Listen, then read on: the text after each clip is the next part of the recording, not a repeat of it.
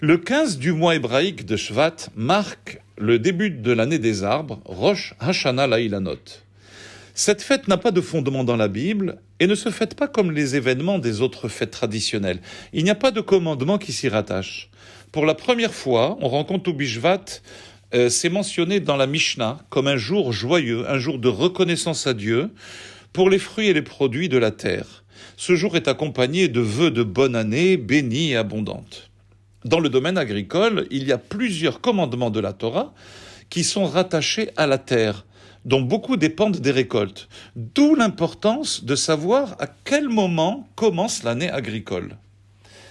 Bien que Tou Bishvat concerne les arbres, les fruits et la végétation, en approfondissant le sujet, nous découvrirons un vaste champ de comparaison avec l'être humain, et en particulier l'âme de l'être humain.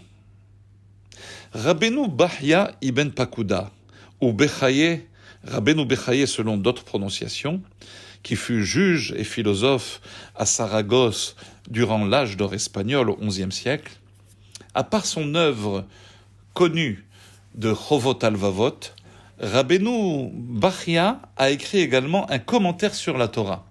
Et dans la paracha de Emor, où il est question des fêtes du calendrier juif, il affirme que les 3 fêtes principales juives ont été fixées dans la Torah en rapport avec la récolte.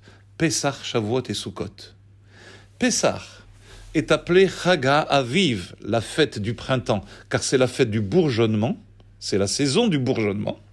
Shavuot est appelé Chaga Katsir, la fête des moissons, le temps des moissons, et Sukkot est appelé Chaga Asif. C'est la fête, c'est le temps de l'engrangement de la récolte. Et cette affirmation de comparer les fêtes avec la récolte s'appuie sur ce qui est dit dans le livre de Jérémie, au chapitre 2, verset 3, « Kodesh Israël l'Hashem, Reshit Tevuato » Israël est saint, il est les prémices de sa récolte de Dieu. La descente de l'âme sur terre est étroitement comparée à la période des semailles et au processus de germination d'une semence. Depuis la fécondation de l'ovule, la graine passe par une certaine décomposition dans la terre.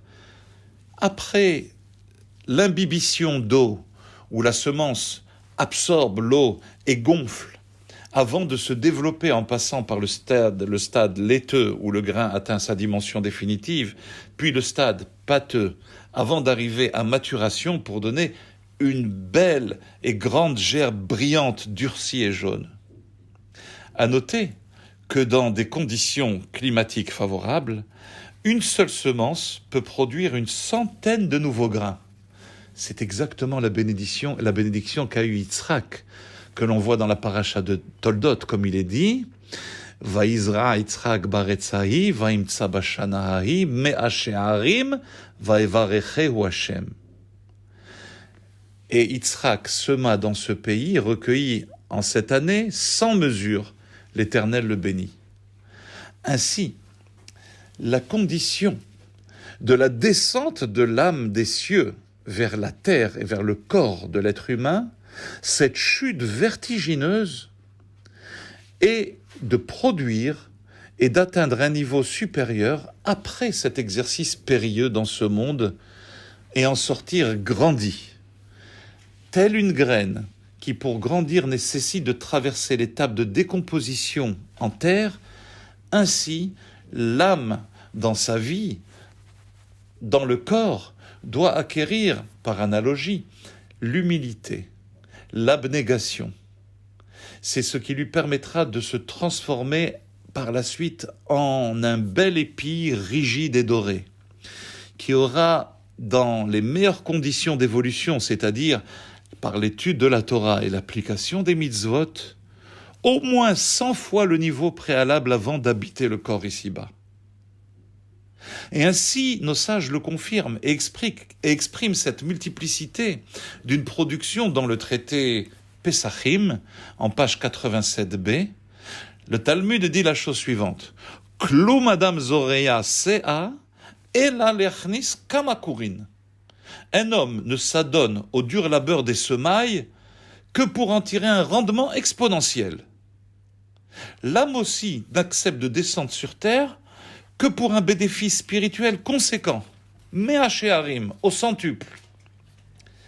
Et pour que l'âme donc réussisse sa mission sur terre, après les semailles où la graine dans la terre se décompose, qui correspond à ces actes d'abnégation, d'humilité, de dévouement, de résignation envers la volonté divine, il faut un autre élément. Un autre élément doit intervenir pour réussir parfaitement la mission de l'âme. Cet élément, c'est l'enthousiasme, la joie, la simcha. C'est ce que nous dit le roi David dans le Teilim. Hazorim bedima, berina iktsoru. Ceux qui sèment avec larmes moissonneront avec allégresse. Ce verset fait allusion à l'âme qui se réjouira en montant au ciel par la joie qui lui a permis de se dépasser dans ce monde en relevant les défis successifs de la vie ici-bas. Enfin, pour revenir à ce que nous dit le Rabbeinu Bachya Ibn Pekouda, le Bechaye, que les 3 fêtes caractérisent les 3 temps principaux de la récolte annuelle, tout est clair à présent. Si nous avons l'abnégation et la joie, ces 2 valeurs qui caractérisent la grandeur de l'âme et son élévation, nous atteignons notre but. L'abnégation, c'est le grain dans la terre. Nous le disons dans la Hamida 3 fois par jour. Venafshi ke'afar la koltiye. Mon âme est toute poussière. Les fêtes de la Torah sont appelées des régalim, et ça vient du mot régel, qui signifie le pied.